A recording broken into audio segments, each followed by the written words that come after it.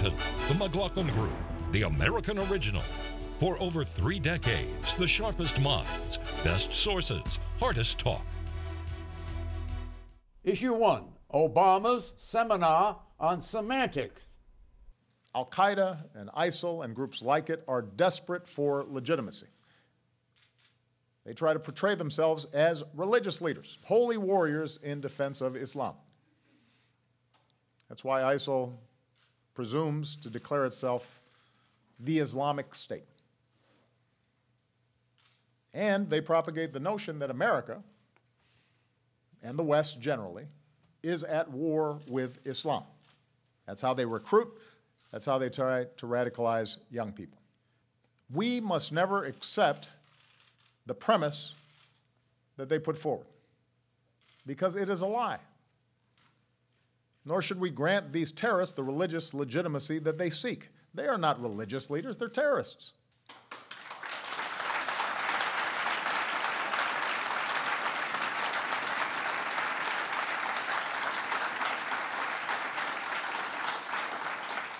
And we are not at war with Islam. We are at war with people who have perverted Islam. An international summit on countering violent extremism. This week, at the White House's invitation, representatives from over 60 nations attended a Washington summit called Countering Violent Extremism. Looking at the world today, the rationale for this meeting is clear. In Iraq, Syria, and now Libya, the terrorist ISIS or ISIL is growing its empire. Yemen is divided between Al-Qaeda and an Iranian-supported Houthi army. In Nigeria and Cameroon, the forces of Boko Haram are massacring thousands and destabilizing West Africa. In Afghanistan and Pakistan, various Taliban factions are gleefully murdering children. In Lebanon and Iraq, Iranian-supported Shia terrorists are blackmailing and murdering innocent Sunnis.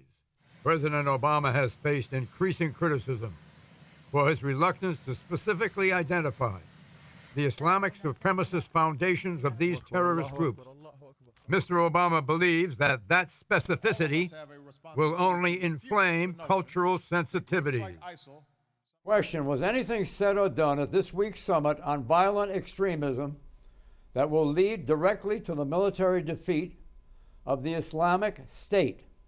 Pat Buchanan. In a word, John, no. I understand what the president's doing. He sees the words Islam and Islamic as very positive, like Christian, and he doesn't want to ascribe them to this murderous outfit. But the truth is that ISIS, Al-Qaeda, Ansar al-Sharia, Boko Haram are all Sunni terrorist groups, but they identify themselves as Islamic. They're going to purify the Arab world. They're going to get rid of Jews and Christians and crusaders and people who have collaborated with the West, and they're going to recreate the basic, just like the Christians in the 16th century, John, with Luther and Savonarola and the 30 Years' War. And that's what they're about, John, and you cannot deny that they are a wing of Islam, and frankly, their appeal to people is very dramatic. You can read Eric Hoffer's The True Believer. They appeal to people who have empty souls and nothing in their lives, and it gives them a cause to believe in, a cause to die for. And this is why people, even in the West, who are sort of lost, are going and committing themselves to this cause. Eleanor. Yeah, but we don't have to give them the legitimacy of a religion that they're claiming. I think the president is right when he says they are terrorists, they are committing criminal acts, they are not religious leaders and martyrs. And so the criticism he's getting is primarily from the right, where you have a number of people trying to gain a toehold for 2016, trying to make the president look weak, and they're tough.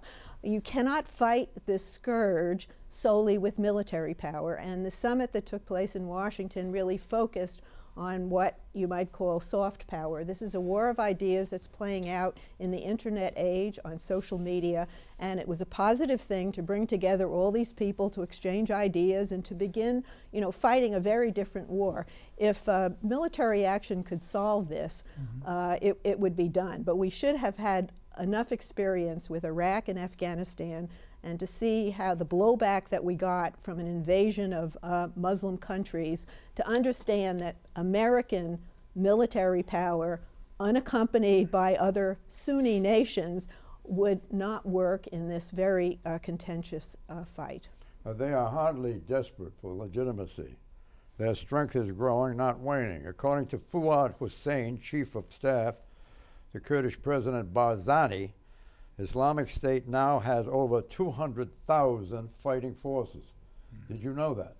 Yeah, I don't believe that. That's That not figure true. is the Kurds have a political agenda in the north, and they're being abused. I mean, Eleanor is right in some sense. There are too many people on the right, quite frankly, who say all you need to do, and they're asked, how would you defeat ISIS? Well, we should bomb them. I mean, that's a stupid comment, because ultimately, yes, you have to kill them. You have to have air controllers on the ground who can direct airstrikes right on top of them. You have to have special forces raiding them. You have to take apart their networks, financial fundraisers across the Sunni Arab monarchies who are throwing money at them. But at the same time, you also have to have a political strategy that addresses the rot in political Islam that has allowed too many imams to present an especially pernicious brand of Salafi extremism, which is the Sunni issue. And you have to address the Iranian side, which is, as you note in the entry sequence there, funding militias, using political blackmail, the kind of things they do in Lebanon, in Beirut with politicians, car bombings, threatening. You have to be aggressive in that regard, but you also have to address it's a political issue. Again, the Sunni tribes, Anbar, Deir ez-Zor. And you also have to roll the dice. I would say you have to roll the dice. That the risk the president is concerned about is that if you give these weapons, for example, anti-tank weapons, if you're going to give them to the Sunni Arab tribes, is there a risk that ultimately that might end up in a European shopping centre? There is, but I still think you have to do that. That's how serious the threat is, because of the spread, the metastasis around the world. That was very well stated. I think you have the introductory chapter of a book there. Potentially. Let's what was it? Well, look, I think there is something here that's going on that we have to recognize, which is a lot of children in those communities who are young are really getting to be, call it what you will, they're certainly getting to be, I don't want to use the phrase brainwashed, but they're becoming radicals. They're radicalized by their teen years, and then they become extremely dangerous. It's very difficult for us to find some entry into that world of teenage life. It's astounding how much it's spread and how violent it is. And we all look at it and wonder, where does that all come from? And the problem is, it's not only coming from that generation or that age group, but it's expanding at a tremendous rate. It does come out of the faith. I mean, it is a very fundamentalist view of the faith. But John, let me tell you militarily. Militarily, this problem could be solved. The Turks have an army of 500,000, 3,000 tanks, 1,000 planes. All they have to do is come south. They could finish off ISIS in Syria. And frankly, if you get some, you're going to have to use these Shia militia and these others in Iraq, but you could finish them off militarily, I think. But the problem is, this underlying thing is, this has an appeal to people who look at the Saudis and say, they're corrupt, all this money, they're up on the Riviera, they got the Americans in here, they got all these other here. Let's purify our land and let's retake Mecca and Medina and have a land of the prophet. Okay. Republicans disagree with President Obama's refusal to link the religion of Islam with violent extremism. Here's one of them. 2016 presidential hopeful, Jeb Bush. It's violent, extreme Islamic terrorism. And the more we try to ignore that reality, the less likely it is that we're going to develop the appropriate strategy to garner the support in the Muslim world to do what I said, which is tighten the noose and then take them out. And it's important. I think people in our country, including the president, struggle with this. They have a hard time accepting what it is. I think our strategy would be more incisive if we accepted what it is. Question: would Egyptian President Abdel Fattah al-Sisi, who is also an army general, agree with Jeb Bush's analysis of the problem? Yeah, I think he would. But I also think and look, he is tough on counterterrorism. You see what he's done in the response to Libya. Frankly, we should have been with the Egyptian Air Force there, even if just refueling. That absence is a big problem. It sends a message of absent credibility in the region. At the same time, no, al-Sisi needs to release the political prisoners he has, because that will cause in the long term a Salafi spring. And, as Pat says, if people are angry, that's not a good thing. Well, look, we need to keep the allies that we have, and al-Sisi is one and Saudi Arabia is another. But they have to be called out on their contributions to this problem, particularly the Saudis, which put a lot of money into building mosques that, again, export the most extreme version of Islam. And so, Jeb Bush had a very rocky debut talking about foreign policy here. And tightening the noose and taking them out is hardly a thought-through policy. And he made a number of other errors in the way he spoke, saying there are 200,000 ISIS fighters when there are 20,000, confusing Iraq and Iran. He's got a long way to go, but the Republican primaries are probably going to they're all just going to try to out-tough each other in criticizing Obama, but they have no credible alternatives. Do you agree with Eleanor's reading of Jeb Bush? No, I don't. I think he is, he's got to maybe work on his language, but I think his basic instincts are right and his analysis by and large is right. Did you see that performance out in Chicago? I didn't see all of it, no. I thought it was impressive. Yeah, I thought it's gotten roundly criticized. The Q&A was very good. Well, John, let me make a point here. Look, you mentioned Iran. The Shia understand this is a Sunni fundamentalist movement, and all the Shia are fighting. Hezbollah is fighting, Iran is fighting, Assad is fighting, the Shia militias are fighting, the Houthi rebels, they're all Shia and they are fighting here. What has happened, though, is the Sunnis, who are the real target, the Saudis, are not engaged to the degree the Shia are. Okay. You want to say something? No, the Saudis and, frankly, Egypt are the two countries that we can rely on the most to do both what they're doing publicly and what they're doing privately, in effect, to try and suppress those people. Well, to the extent that Obama has a strategy, is to smoke out the other countries in the region. Turkey, for one. Exactly.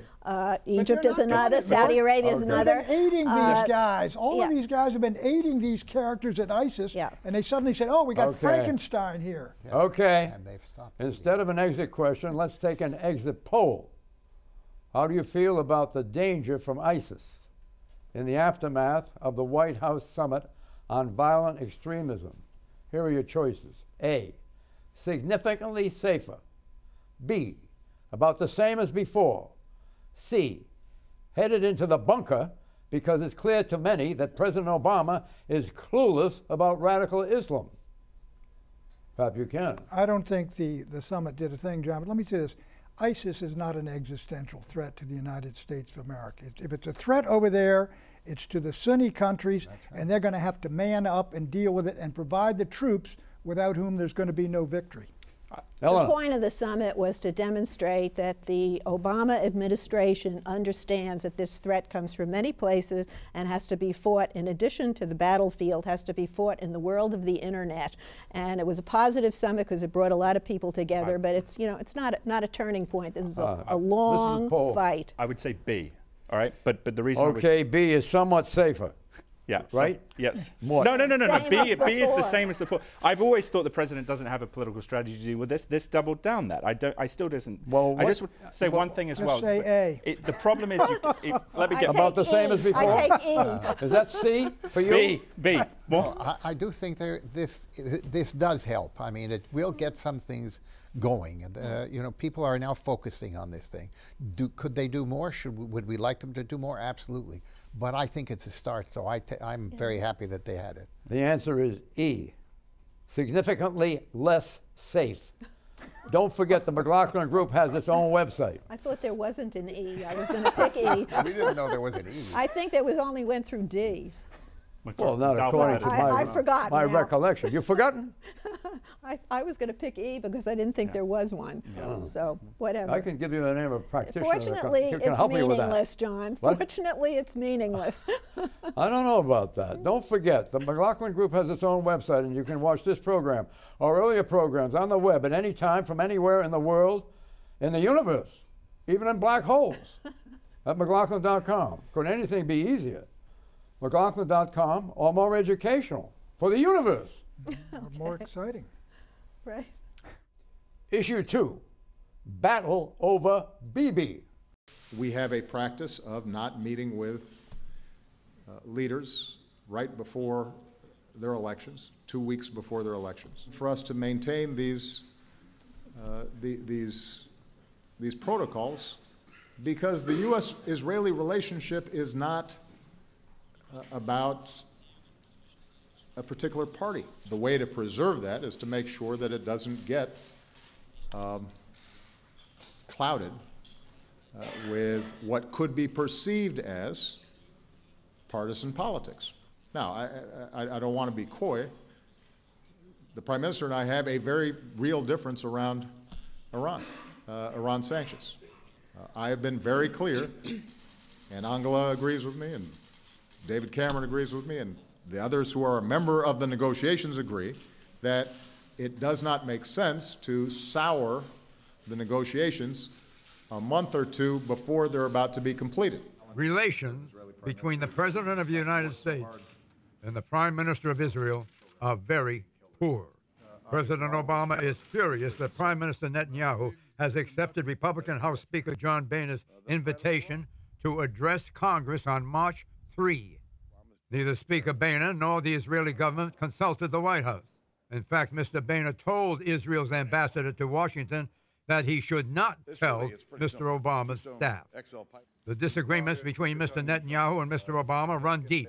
Where President Obama is keen to pursue a nuclear deal with Iran, with concessions on Iran's future ability to pursue nuclear enrichment, Mr. Netanyahu believes Iran must be given a simple choice: no nuclear program or face U.S. military action. Most Americans support President Obama over Netanyahu and Speaker Boehner. A CNN poll taken in mid-February says that by 63% to 33%, Americans believe that Prime Minister Netanyahu should not have been invited to speak without Mr. Obama's support. But Speaker Boehner is not backing down. And then when it comes to the threat of Iran having a nuclear weapon, these are important messages that the Congress needs to hear and the American people need to hear. And I believe that Prime Minister Netanyahu is the perfect person to deliver the message of how serious this threat is. Question: who's to blame for the crisis in U.S.-Israeli relations? Tom Rogan. I think both sides are partly to blame. President Obama is to blame for the sort of petty comments that he's made about Israel over the past few years. Like what? For the absent credibility. Complaining about how they were, making comments about Netanyahu personally. Netanyahu, for example, questioning his courage. And Netanyahu is an ex-special forces officer. To bring his courage into question is kind of not, and it was just pathetic. On the other side, though, the Israelis have been bad in the sense that they have disrespected the president. He is the president of the United States. They've tried to outmaneuver him in a partisan way. This is problematic that it is so close to the Israeli election. I also think Democrats have some blame because this idea that Republicans blame. Nancy Pelosi, as Speaker of the House in 2007, went to Damascus and told Assad that Damascus was the road to peace. That is on these special services that he has in his history. What are those? He's special forces. He was in their He was Sire McTowell. He was this tier one. Yeah. His brother died at Entebbe. Yeah, I know that. But he was in an elite unit, the same one that Are we talking about CIA activity? No, an elite like Israeli Delta unit. Force, the but Israeli John, Delta here's what's Force. going on here. I think Bibi sees himself as the Winston Churchill of his generation. Iran is Nazi Germany, and he's going to lead this battle to get the sanctions, new sanctions imposed, and lead America into war. And the point is, he has decided he's got to go with the Republicans, the War Party, the neocons, and the others, and that's where he sees his place in history, and that's where he's moving, frankly, Israeli policy. Speaker Boehner was just trying to score political points in inviting him, and generally when the Israeli Prime Minister comes, it's this bipartisan love fest. It's different this time, and Netanyahu's goals are twofold. One, he wants to undermine the emerging deal with Iran, and a lot of people think that that's not appropriate for a foreign leader. And secondly, he wants to enhance his bid for re-election. But he's got problems at home because this has backfired. All the commentary in Israel focuses on the controversy with the U.S. They don't like that. And Netanyahu has problems that echo what Bob and Maureen McDonald had here in Virginia. A huge, they've diverted all kinds of state funds to their personal use, $24,000 for takeout meals, even though they had a personal chef, and I mean, just go down the list. That is what's topping. That's what's topping the news in Israel and is threatening his re-election. Will you untangle that? I'm not going to untangle that, if I may say so. I'm going to leave that. But I do think that Bibi Netanyahu, like any leader of a country, has to deal with the security of his country and the great threat that in fact will come out of Iran if it develops nuclear weapons and the missiles to deliver them. And they're very close to that, according to the Israeli intelligence, and in fact, according to other intelligence services. They're just a matter of a couple of years away from that. Now, that is an absolute fundamental danger to Israel. Israel has to do whatever it can. It cannot do everything because it takes the United States and several others to tell Iran, we are not going to allow you to develop nuclear weapons, okay? We are not going to. We've said that. But they are allowing them to, in fact. They are not. There is no bomb program going on according to our intelligence. Right now there isn't. Missile development is going on. Well, I don't believe there's an intercontinental ballistic missile being developed by Iran. And you can't bomb away intellectual. It does not have to be intercontinental to go from Iran to Israel. They've got those already. They have to know the military option is on the table for diplomacy to work. They can put weapons on those. But we are going to prevent them from getting a nuclear weapon. That's what the talks are about. It's either talk or go to war. Issue 3, regulation conundrum.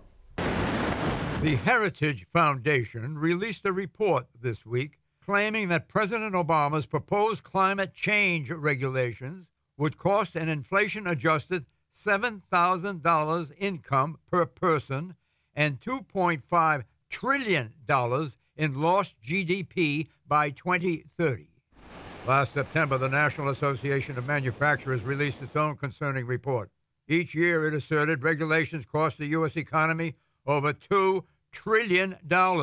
According to this report, economic regulations cost $1,448 billion per year. Environmental regulations cost $330 billion per year. Occupational safety and homeland security regulations cost $92 billion per year. And tax compliance costs $159 billion per year. Here's what one manufacturing business owner had to say. Environmental regulations, tax regulations, the cost of compliance with all of these regulations is extremely burdensome, particularly for a small company like ours. Let's go back and look at these things that were passed 15, 20, 25, 30 years ago, see if they're still really worth keeping. It isn't just energy and manufacturing regulations that are raising concern. Take financial regulations, one of the most controversial of all. Today, some say that financial regulations also need to be pared back. They point to the decline of community banks in face of the Dodd-Frank banking regulation law. A recent report by two Harvard academics, Marshall Lux and Robert Greene, suggests that the Dodd-Frank law may explain why small community banks are showing, quote, declining market share in several key lending markets, decline in small business lending volume, and disproportionate losses, unquote. But don't expect easy changes to the law. Many Democrats say few changes are necessary. Here's liberal favorite, Democratic Senator Elizabeth Warren, speaking earlier this month. The good news is that Dodd-Frank does reflect that basic principle. It exempts community banks and credit unions from many of its rules. And for the others, it almost always gives regulators the discretion to tailor their approach based on the size and business model of the institution. Question, is the Obama administration miring America in red tape? Mort Zuckerman. It's not just the Obama administration. This has been building up over a lot of years, but it's certainly added to it. And what you have on a ratio of a cost per employee, if you're talking about medium-sized businesses where you have 50 employees, it's costing $29,000, $30,000 of one kind of regulation it costs or tax. That's a lot of money to impose on people who want to hire people. Okay, and frankly, that's the reason, or one of the reasons, why our hiring has been so low. Right. This is such an old sore on the part of Republicans. They always have this anti-regulatory agenda. Look at the good things that regulations have brought. They've cleaned our air and our water. They've made places safe. They've allowed people with disabilities to find jobs. Lots of positive things. And what's going on now is you have a Republican-controlled Congress, and they are trying to tee up all of these anti-regulations in order to, in the hopes that they're going to get the White House in 2016. Then it's Katie bar the door. But you know, John, look, let's take the air and water thing. I mean, I remember Potomac River's polluted, the air was polluted, buses, you get behind them and go.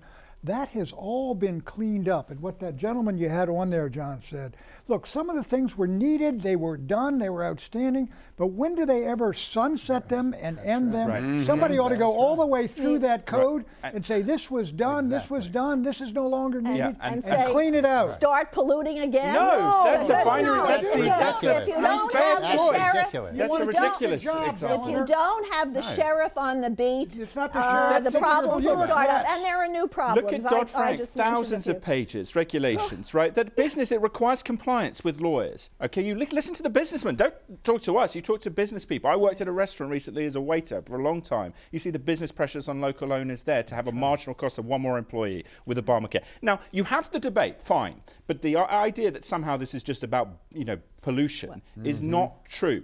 Dodd-Frank, look at the community share of banks. Yeah. Look at what as someone with less savings, the fees that banks are putting onto me. It is not this simplistic thing that is the ally of the working class. Wait a minute. Where was the restaurant? Was it here or was it in the UK? Arlington, Virginia. Predictions, Pat. When Netanyahu shows up, he will be fully and openly embraced by the Republican Party, which is going to make a real effort to pull the Jewish vote to Republicans in 2016. Elena. The federal judge in Texas that ruled a stay on President Obama's executive order on immigration will be overturned by the Fifth Circuit. His ruling was very narrowly based. Tom, be short. In the coming months, the U.S. Navy will increase its carrier presence in the Fifth Fleet, which is the area proximate to Iran, in order to try and push Iran to a deal. What? The economy is going to remain weak, particularly in terms of employment, except at the very lower end of the employment numbers, and we are going to have a very, very slow recovery to a full economy. I predict the Supreme Court majority will rule that the Affordable Care Act, a.k.a. Obamacare, subsidies are illegal and that the Obama administration overreached by unilaterally rewriting the law. Bye-bye.